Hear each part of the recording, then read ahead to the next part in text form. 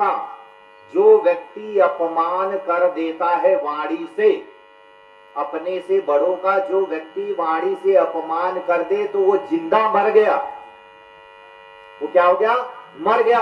तुझे इनको मारना है तो तुझे मारने की आवश्यकता नहीं है, तू वाणी से अपमान कर दे, वो जीवन भर उसी में कलसता रहेंगे। वो मर गए, तू अपमान कर दे। बोले इसमें क्या है, अब मैं कर दे रहा हूं।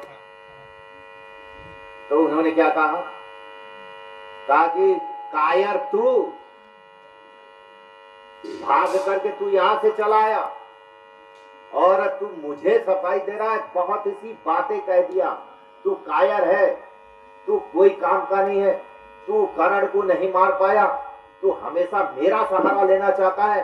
तेरे जैसा कमजोर व्यक्ति, तेरे जैसा कायर व्यक्ति, दुष्ट व्यक्ति कोई नहीं है। तमाम बातें कह दिया। तो कृष्ण ने कहा अब रुक जा, चल चल बस बहुत हो गया, अब ये मर गया। तो मैं क्या कह रहा हूं, व्यक्ति वो भी मर जाता है कि जो मरा जिंदा है, वो मर जाता है। मरा हुआ तो मरा ही है, लेकिन जिंदा भी मर जाता है। वो जिंदगी भर उसके कोई काम का नहीं रह जाता। वो हमेशा वही सोचता रहता है कि इसने मेरा अपमान किया, अब मेरा जीने का कोई फायदा नहीं है, लेकिन उसका बस नहीं चलता है। तो जिंदा व्यक्ति मर जाता है। एक व्यक्ति वो मरता है। अब वहां से रथ लेकर के चले तो उन्होंने केशव कृष्ण ने कहा चलो, अब ये मर गए, अब हम लोग चलते हैं युद्ध भूमि में। और जैसे ही युद्ध भूमि में जाते हैं, थोड़ी दूर रास्ता तय किया, इतने में अर्जुन ने कहा हे कृष्ण रुक जा। बोले क्या हुआ? कि अब मैं अपने आप को मार लूंगा, अब मैं अपने आप को मारूंगा। बोले अब तुझे क्या हुआ? बोले मैं अपने आप को मारूंगा। बोले क्यों? बोले इसलिए मैं अपने आप को मारूंगा कि जिस भाई का मैंने जीवन में अपमान नहीं किया, जो भाई मेरे हृदय से प्रेम था, मैं हृदय से चाहता था, उस भाई का मैंने आज अपमान किया। ये भविष्य में पहली बार हुआ, इसलिए मैं अपने आप को मार दूं। तो कृष्ण ने वहां पर फिर कूटनीति अपनी चलाई और उन्होंने कहा कि देख तुझे मरना है, अपने आप को मारना है। बोले हाँ। एक तो वो व्यक्ति मर गया जिसका तूने अपमान किया, और एक व्यक्ति वो मर जाता है कि जो अपने आप की स्वयं बड़ाई कर देता है। तू अपने आप की बड़ाई कर दे, बस तू मर गया। बोले अच्छा मैं मर गया?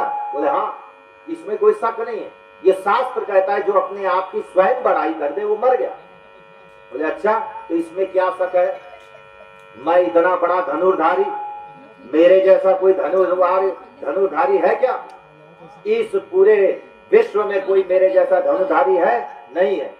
एक मछली की आंख में तीर मैंने मारा, मैंने अपने पक्षी की आंख में तीर मारा, मेरे जैसा कोई है? मैं इतना विश्व में एक धनुष से हजारों लोगों को मैं सुला सकता हूँ। एक बार चलाऊंगा तो 1000 लोग इस एक धनुष से मारे जाएंगे। बोलो कोई है? बोले कोई नहीं है। बस बस बहुत हो गया, अब तू भी मर गया।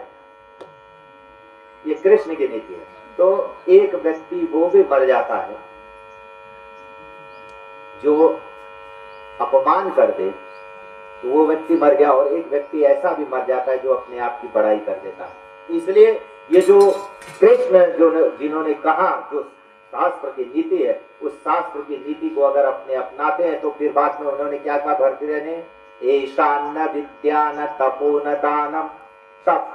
तो चाणक्य ने लिखा तपः सार इंद्रिय निग्रह, अपने इंद्रियों को वश में करने का नाम तप है। आंखों से पवित्र देखो, कानों से प्राणायाम, अपनी नासिका से प्राणायाम करो, कानों से अपने अच्छी बात को सुनो, बुरी बात को मत सुनो, और अपने हाथों से अच्छे कार्य करो, अपनी इंद्रियों को अपने बस में करो, मन को बस में करो।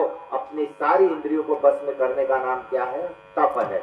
इसलिए कहते हैं तपः सार इंद्रिय। एक तप और है, दर्शन कहता है द्विंदम सहनम तपः, द्विंदम सहनम तपः। द्विंद को सहना। द्विंद क्या है? सुख दुख, हानि लाभ, मान अपमान, जस अपजस, भूख प्यास, सर्दी गर्मी को सहने का नाम क्या है? तप। सुख है, अपार सुखी हो गया, पागल हो गया वो। दुख आया अपार दुख में कष्ट में पड़ गया वो भी अच्छा नहीं। ये दोनों एक दूसरे के पूरक है, कभी सुख है कभी दुख है। तो ये सुख दुख, मान और अपमान, अगर मेरा मान है तब तो हम सुखी हैं, अपमान हो रहा है तो दुखी हो जा रहे हैं, तो भी ये तप नहीं है। तप तो बराबर रखता है, सम रखता है। तप क्या करता है? सम। अगर आप में ये बना है, सम बना है, तो आप तप कर रहे हैं। जैसे हमने सामग्री को सम में रखा था, घी डाला था, सामग्री को सम भाव में रखा था, तो मैंने कहा मेरा जीवन कैसा हो? सम हो। तो तप तो सम रखता है। तो सुख दुख हानि लाभ मान अपमान जस अपजस, ये जो अगर आ जाता है तो वो क्या है? तप हो जाता है। तो इसमें और इस तप के साथ में दान की प्रक्रिया में लास्ट में आते हैं। दान क्या है? दान यानी सबसे बड़ा दान क्या है? सर्वे सामानी दानानाम ब्रह्म दानम विशिष्यते। सब दानों में ब्रह्म का दान श्रेष्ठ है।